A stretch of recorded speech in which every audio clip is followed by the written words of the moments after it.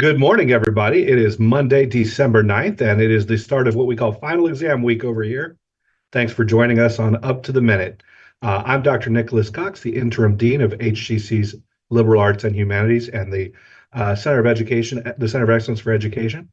I'm here today with Benji Escobar, HCCTV production specialist. Benji, how are you? How was your weekend? I'm pretty good. I had a good weekend, got to take a little break from everything, but can't complain. All right, excellent, excellent. I spent Saturday helping my parents decorate their house with their holiday gifts, all of the There you go. holiday That's decorations. Yeah, that's yeah. always fun. All right, Benji. Well, tell our audience out there how they can find us.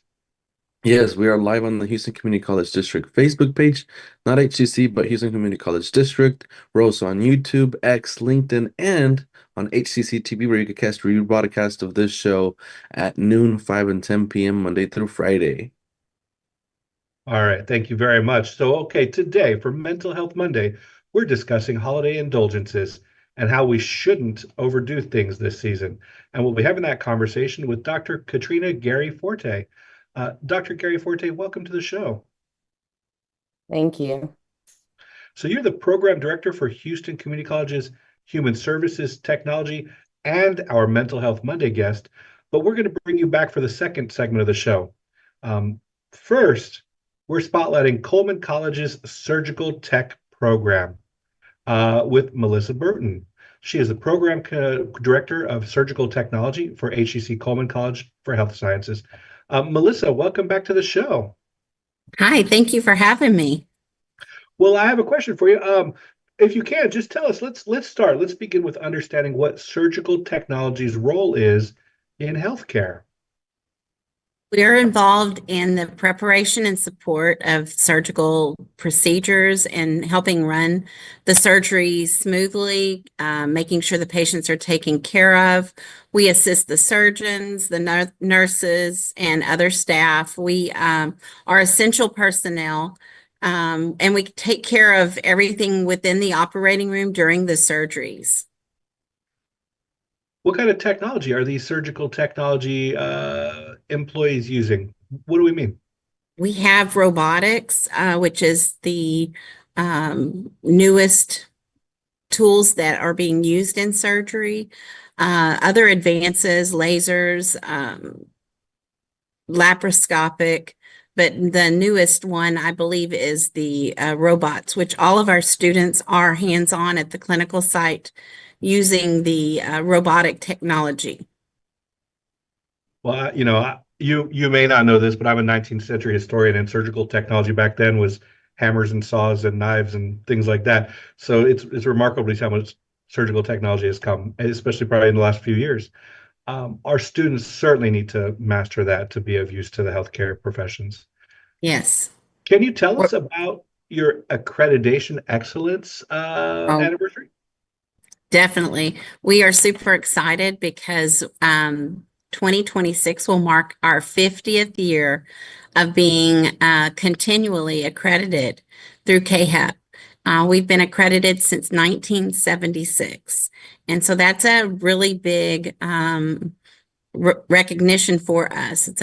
Shows us that we have maintained high educational standards and we provide our students the best learning education available, especially being here in the Texas Medical Center.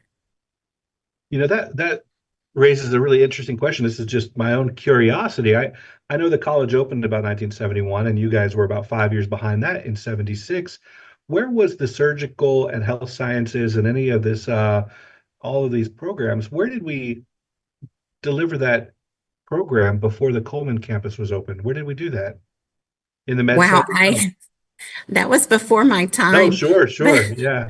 I know that we were across the street at the 1900 campus for many years, and then now we're in the Coleman Tower on the 10th floor, the top floor at 1919 Pressler. No, it makes perfect sense that these programs would be in the medical center. I just didn't realize until you mentioned this anniversary that we had been doing this for 50 years. It's remarkable. All right.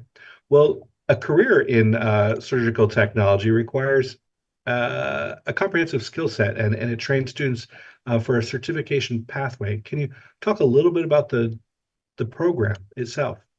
Yes. We started out as a certificate program, and now we are an associate degree program, and we have a lot of instrumentation. We learn about how to use them, the sterilization techniques that are used in the operating room. We actually have the sterilizers on site. We earn an associate degree because we are accredited and through KHEP, and we are eligible for taking the CST exam through the NBSTSA, which is the National Board of Surgical Technology and Surgical Assisting.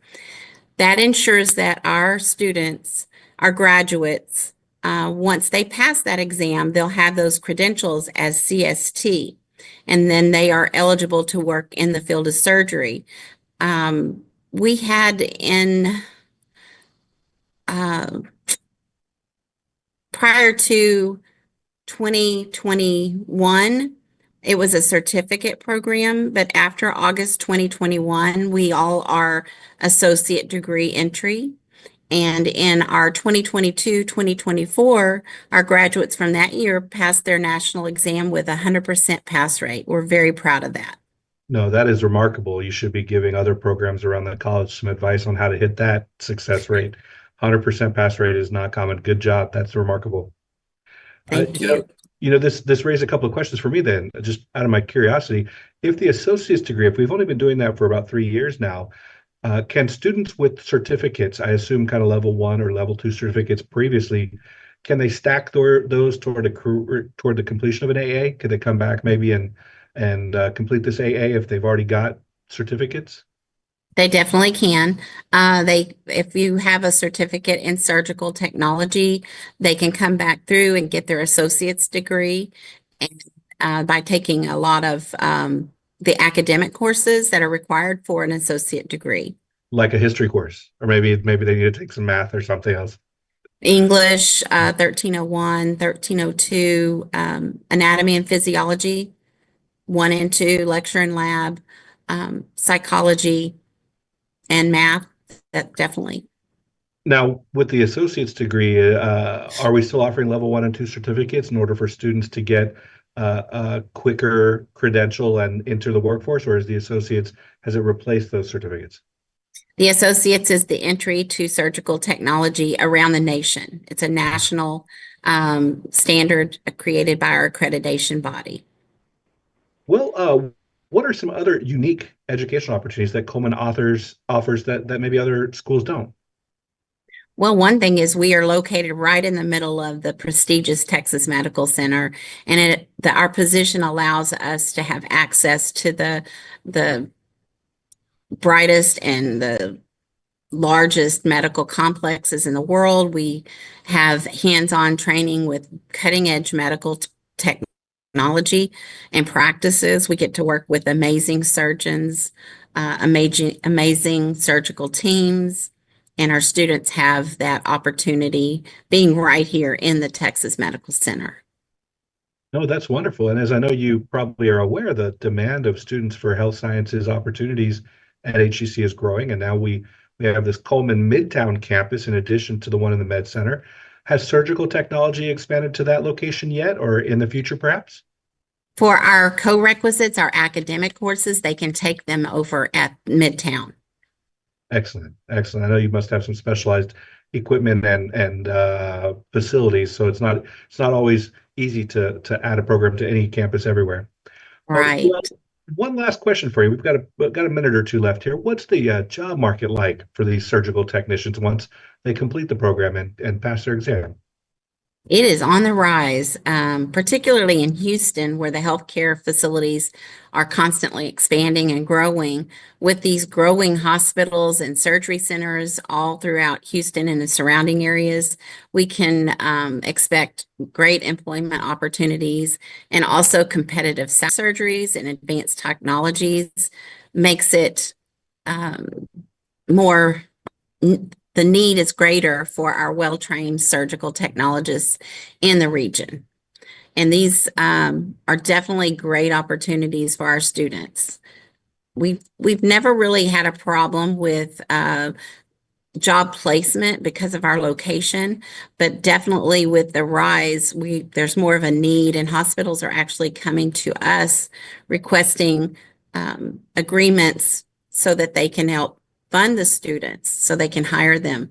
It's been a really neat thing to see the apprenticeships go into place. No, if that demand continues to grow, we'll have to continue to grow to meet that demand. Well, thank Yes. you. Thank you so much. This is Melissa Bruton, Program Director of Surgical Technology for HCC Coleman College for Health Sciences.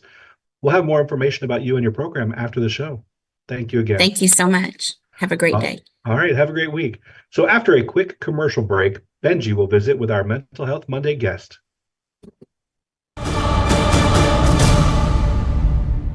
At Houston Community College, we make your lessons matter. Open the door to real-world education, where passions become careers. Find out more at hccs.edu and let your success take flight. That one day at PE when they were like yelling at me, and then you just linked arms with me. I don't think you know how much like that helped me. I finally like knew that I had somebody.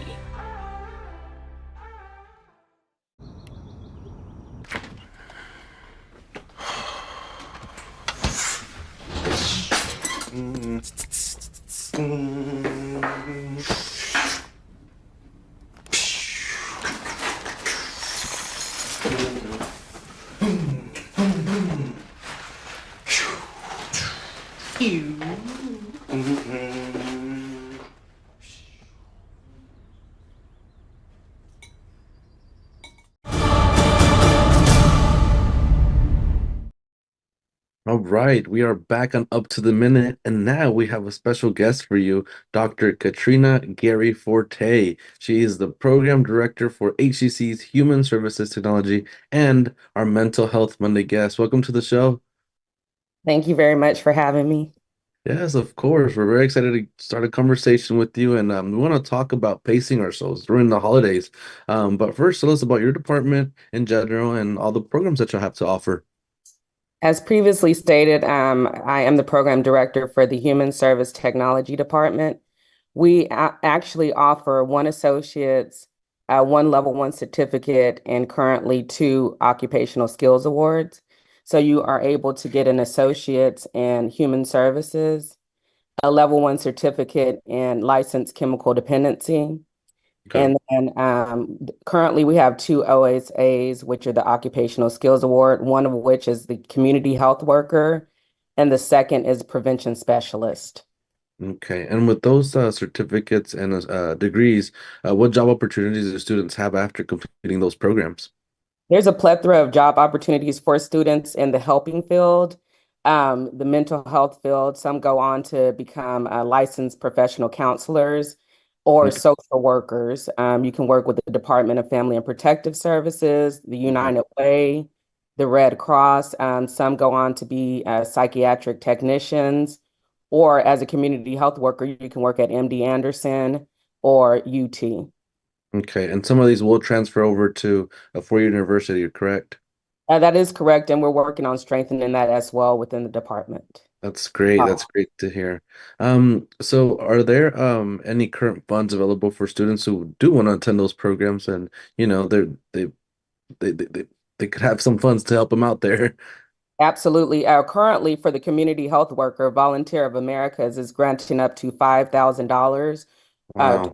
students in that program and others, but specifically for my program, community health worker. And the representative is available at Coleman 2 days a week to help students through that process. Okay, that's great to Additionally, uh, Mhm.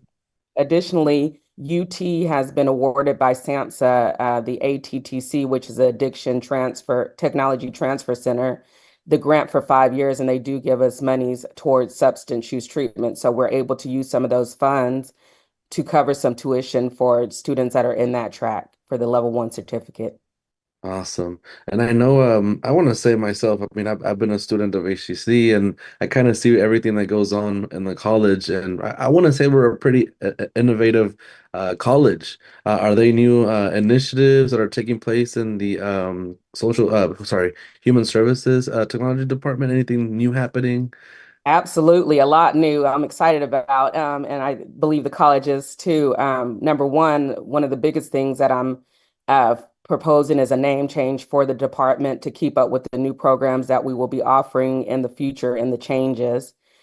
These changes probably will take place in 26. Another thing is that we have put together a proposal for a new associates, which would be associates in public health. Oh, awesome. And thank you. And additionally, we are looking to change both of the OSAs to level one certificates. So they're more stackable and transferable to other colleges and universities. Awesome. I mean, I know 2026 sounds like it's a long way to go, but it's right around the corner. You know, we have 2025 coming up, and then out of nowhere, you'll see we'll be in 2026. So, congrats on those efforts that y'all are creating there and making it happen. I also wanted to ask, I mean, how active are your faculty and students in the community? I mean, being people who are studying to help out the community, I guess you could say, how active are they in the community already before they're even in the field?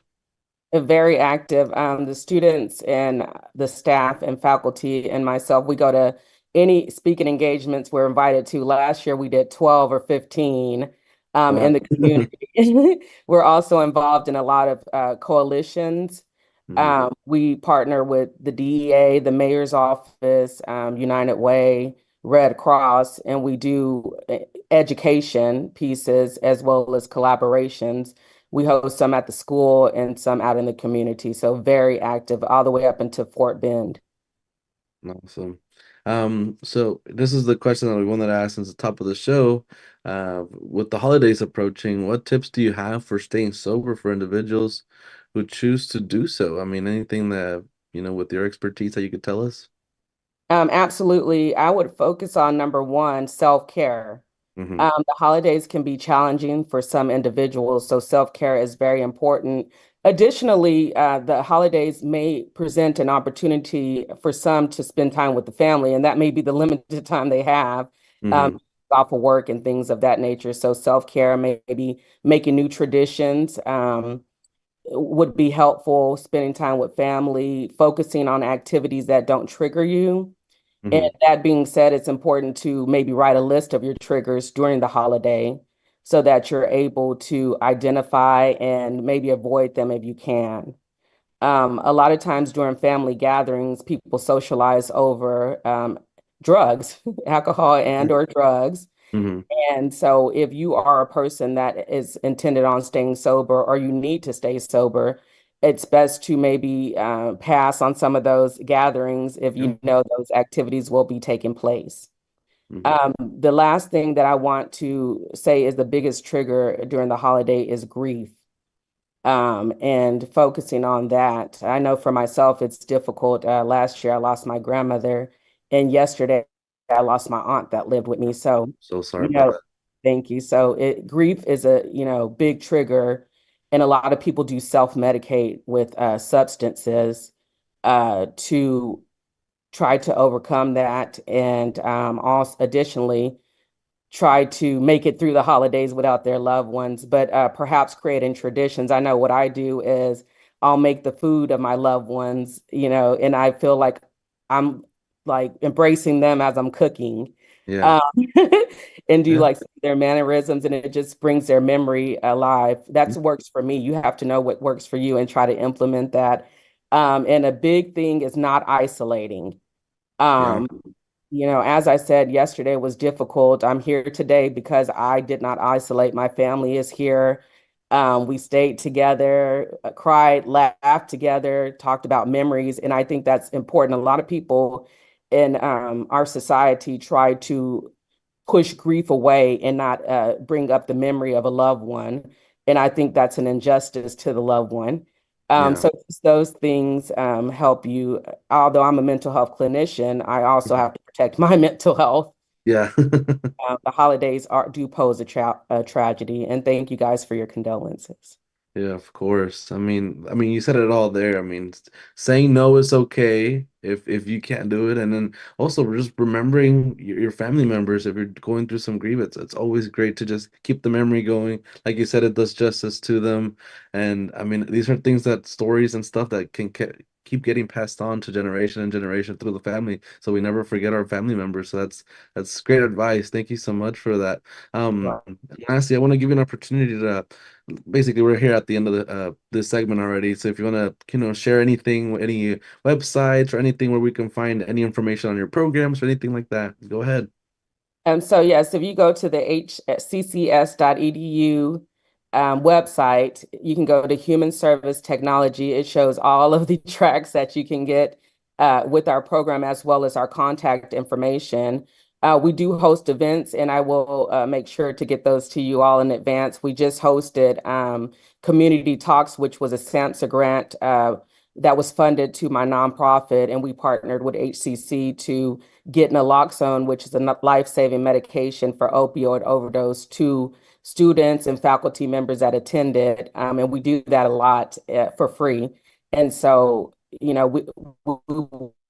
will post those events as well as others and send those to you Great. Thank guys. you so much, Dr. Katrina Gary Forte. She is the program director of for HCC's Human Services Technology and our Mental Health Monday guest. We'll have all of your info in our post after the show. Thank you so much for being here. Thank you. All right. Coming up next, we have a quick commercial break. But stay tuned because Nick and I will return with some news and announcements.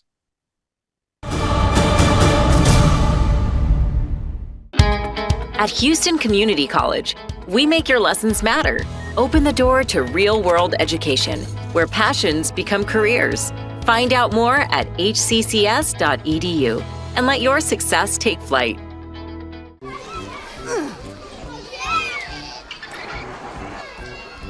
If you love them enough to crawl into a play place to get them to come down, then surely you'll check nhtsa.gov/the right seat to make sure they're in the right car seat.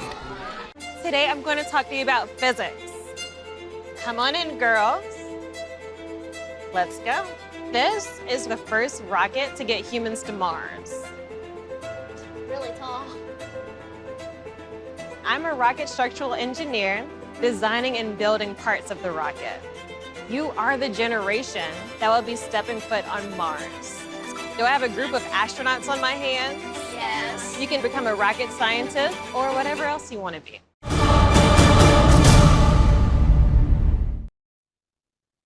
All right, welcome back with Benji and I. We have a couple of announcements for you as we bring the show to a close.